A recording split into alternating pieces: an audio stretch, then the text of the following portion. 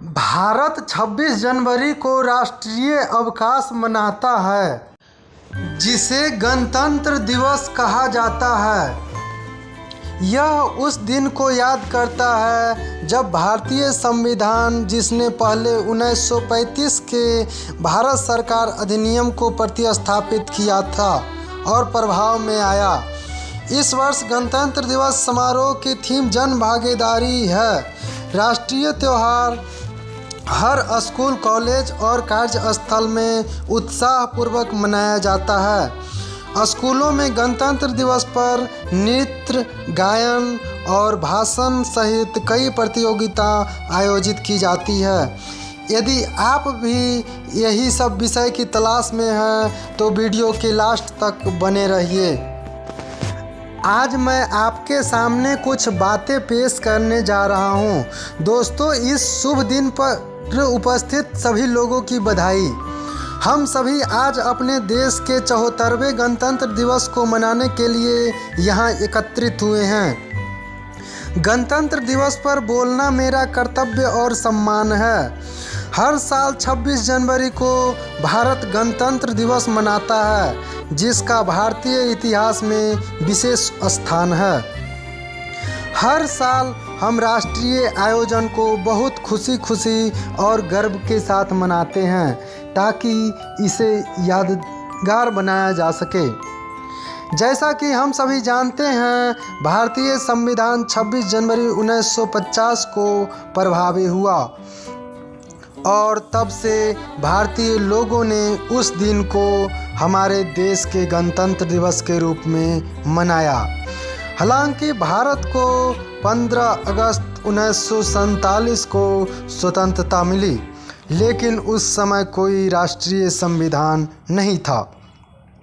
लेकिन बहुत विचार विमर्श और विचार के बाद डॉक्टर B.R. अम्बेडकर के नेतृत्व में एक समिति ने भारतीय संविधान का एक प्रारूप प्रस्तुत किया, जिसे 26 नवंबर 1949 को अपनाया गया और 26 जनवरी 1950 को प्रभावी हुआ।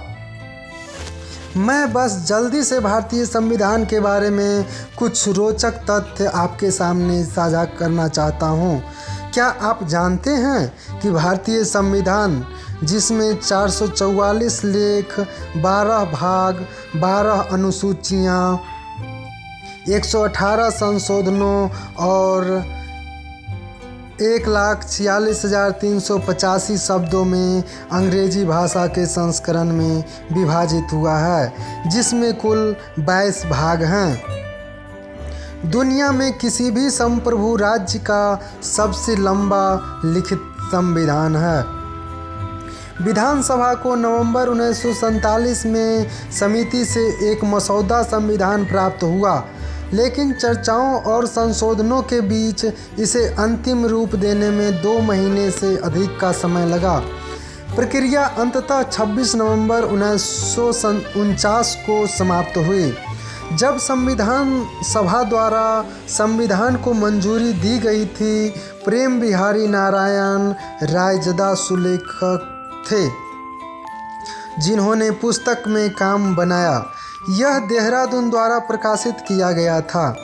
भारत के सर्वेक्षण कार्यालयों में फोटोलिथोग्राफी किया गया था और नंदलाल बोस और अन्य कलाकारों द्वारा प्रकाशित किया गया था। इसे अभी भी संसद भवन के पुस्तकालय में हीलियम से भरे डिब्बों में रखा गया है। इसके अतिरिक्त भारत के संविधान में 9 मौलिक अधिकारों के सभी को मौलिक मानवाधिकार के रूप में घोषित करता है। मैं यह कहते हुए अपनी बात समाप्त करना चाहूँगा कि भारत एक लोकतांत्रिक देश है। लोकतंत्र में रहने वाले लोगों के पास यह चुनने का अवसर है कि उनके देश का नेतृत्व कौन करेगा। भले ही अब तक महत्वपूर्ण प्रगति हुई है, फिर भी कुछ ऐसे मुद्दे हैं जिस पर ध्यान देने की आवश्यकता है, जैसे कि प्रदूषण, गरीबी, बेरोजगारी आदि, कि हम सभी इन मुद्दों को हल करने और अपने देश को बेहतर बनाने में मदद कर सकता हूं। मैं आभारी हूं। जय हिंद।